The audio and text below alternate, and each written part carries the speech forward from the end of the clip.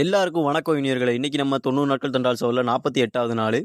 இன்னைக்கு நான் ஒரு விஷயத்த உங்கள்ட்ட சொல்லணும்னு நெனைக்கிறேன். அது என்னன்னு கேட்டீங்கன்னா, நெறைய பேர் என்கிட்ட கேட்குறாங்க, "என்னடா நல்லா புஷ்அப்லாம் நெறைய எடுக்குற, ஆனா ஆளு ஒல்லியா தான் இருக்கிற" அப்படின்னு கேட்குறாங்க.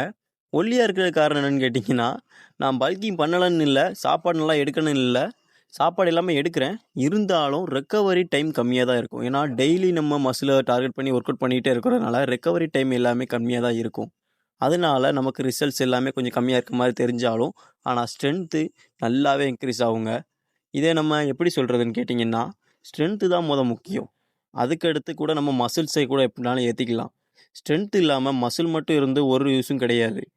எவ்வளோ மசில் வச்சிருக்கோமோ, அதுக்கேத்த மாரி நமக்கு கொஞ்சம் ஸ்ட்ரென்த்தும் இருக்கணும்னு நான் நெனப்பேன். எதுக்கு அப்படி சொல்றேன்னு கேட்டீங்கன்னா, நான் ஜிம் மட்டும் பண்ணாம கேலஸ்தானிக்ஸும் சேர்த்து பண்ணலாம்னு நெனச்சிருக்கேன். 2யும் சேர்த்து ஒரு தரமான பிசிக் கொண்டு வரலாம் அப்படிங்கிறது தான் என்னோட எண்ணம். நம்ம ஒரு விஷயம் பண்றோமா, அது மத்தவங்கள்ல இருந்து கொஞ்சம் டிஃபரெண்ட்டா பண்ணணும்னு நெனப்பேன். அதனால தான் ஜிம் மட்டும் பண்ணாம கேலஸ்தானிக்ஸும் சேர்த்து பண்ணலாம்னு நெனச்சிருக்கேன். மஸ்கில் பிளஸ் ஸ்ட்ரென்த் 2ம் சேர்த்தா எப்படி இருக்கும் காம்பினேஷனே தரமா இருக்கும் அப்படின்னு நான் நெனச்சேன். நான் எப்பவுமே அப்படிதாங்க. ஒரு விஷயத்த பண்ணணும்னு முடிவு பண்ணிட்டா, அதுக்கு எவ்வளோ எஃபோர்ட் போட்டா அந்த விஷயத்த பண்ணணும்னு தான் நெனப்பேன். மீண்டும் அடுத்த பதிவில் சந்திப்போம்.